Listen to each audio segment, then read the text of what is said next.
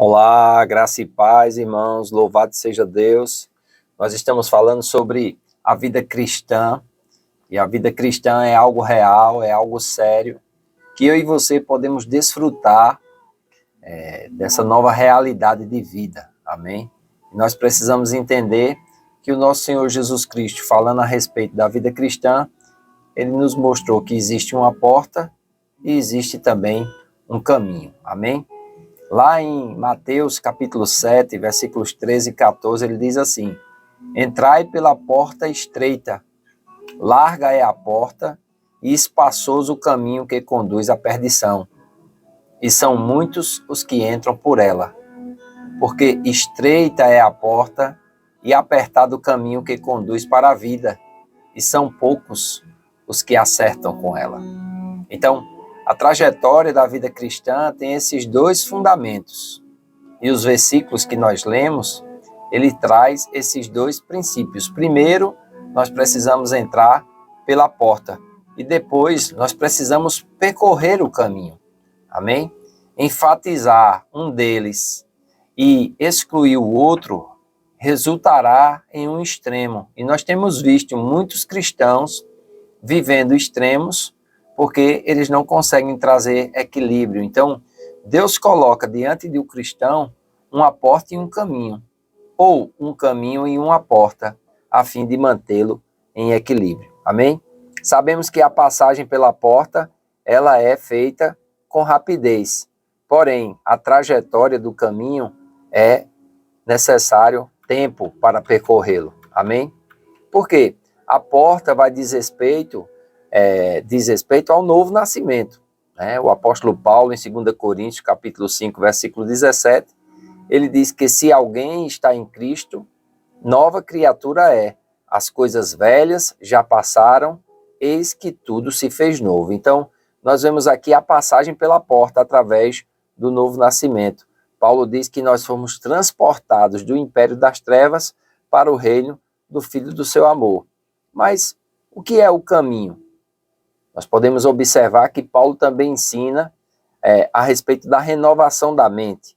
E o caminho, nós podemos enfaticamente declarar que é a renovação da mente, o despir-se do velho homem e o revestir-se do novo homem, que segundo Deus é criado em verdadeira justiça e paz procedente da verdade. Em Romanos, capítulo 12, versículos 1 e 2, ele diz assim: Rogo-vos, pois, irmãos, pela compaixão de Deus, que apresentei os vossos corpos em sacrifício vivo, santo e agradável a Deus, que é o vosso culto racional. E não sedes conformados com este mundo, mas sedes transformados pela renovação do vosso entendimento, para que experimenteis qual seja a boa, agradável e perfeita vontade de Deus. Então aqui o apóstolo Paulo, na aplicação da doutrina, ele vem rogar aos irmãos que estavam em Roma, para que eles, pela compaixão de Deus, apresentassem o corpo dele em sacrifício vivo, santo e agradável a Deus. Isso é o culto do cristão. Negar a carne faz parte do processo, do caminho. E ele diz, e não sedes conformados com este mundo, mas sedes transformados pela renovação do vosso entendimento, para que possais experimentar qual seja a boa, agradável e perfeita vontade de Deus. Então, é importante nós entendermos que para desfrutarmos da vida cristã, se faz necessário nós entrarmos pela porta, mas se faz necessário também nós percorrermos o caminho, amém? E naturalmente, percorrer o caminho exige mais tempo. Aí surge um grande desequilíbrio se alguém entra pela porta sem dar um passo no caminho em seguida.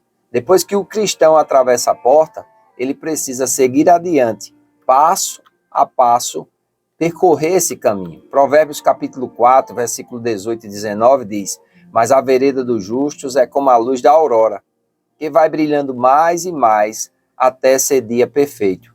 O caminho dos ímpios é como a escuridão, nem sabem em que tropeçam.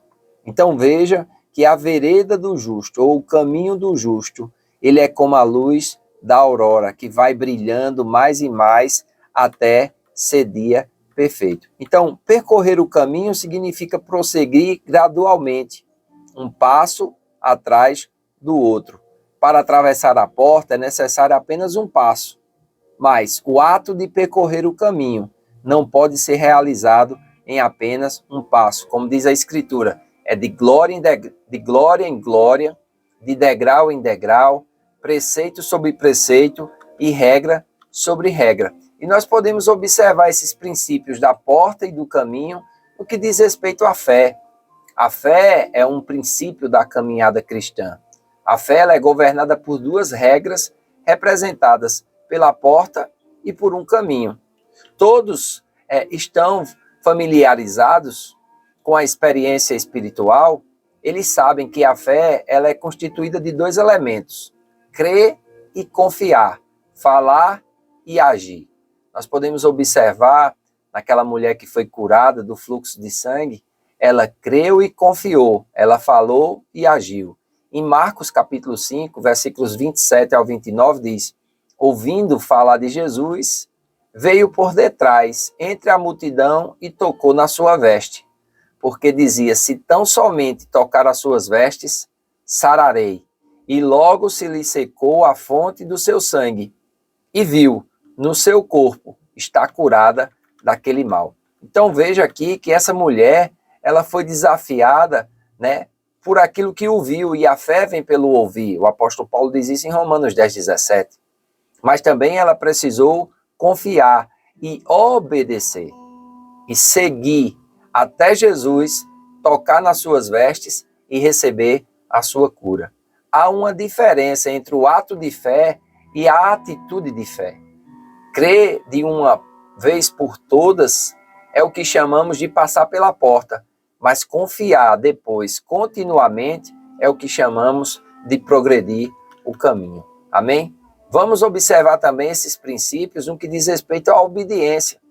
Porque quanto à questão da obediência, assim como com relação à fé, também existe a porta e o caminho. Primeiro entra pela porta da obediência e depois percorre o caminho da obediência. É interessante, quando Abraão, para o seu filho Isaac, que ele quer uma esposa, ele não quer das mulheres ali que habitam onde ele está, mas ele manda o seu servo Eliezer voltar à sua terra natal e encontrar uma esposa para Isaac. E é interessante que ele vai encontrar Rebeca, irmã de Labão.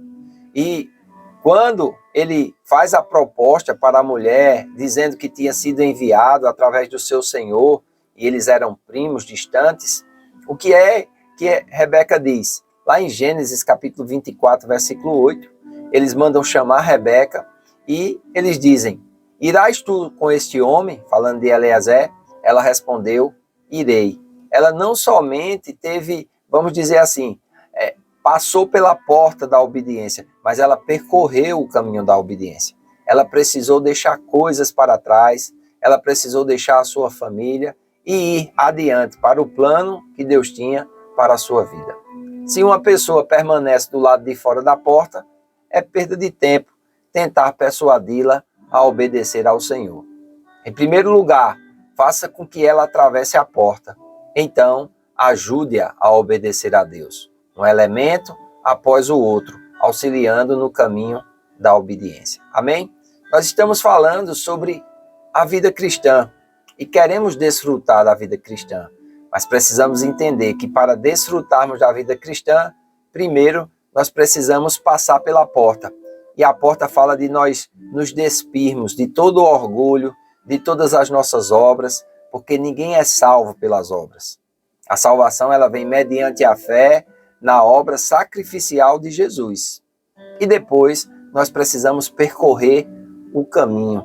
Amém? Esse percorrer o caminho vem mediante o obedecer, mediante o confiar, vem mediante você colocar diante de Deus e deixar as coisas do passado no passado, tirar a dureza do coração e receber o coração novo, de carne, um coração que é maleável pelo Senhor, e parar de querer a glória para si, a menos que tenha sido ou tenha tido uma experiência clara, não seremos capazes de percorrer o caminho da obediência, pois ainda não passamos pela porta. Então, é importante nós atentarmos que se eu e você desejarmos desfrutar da vida cristã, nós precisamos passar pela porta, mas precisamos também percorrer o caminho apertado, o caminho estreito, mas é o caminho que nos leva a viver uma vida que traz glória e honra ao nome do Senhor. Amém? Que Deus te abençoe. Eu vejo você em outros vídeos e creio que essa série vai abençoar muito a nossa vida. Eu faço votos por tua prosperidade e saúde, assim como tua alma prospera. Que Deus te abençoe e até o nosso próximo vídeo.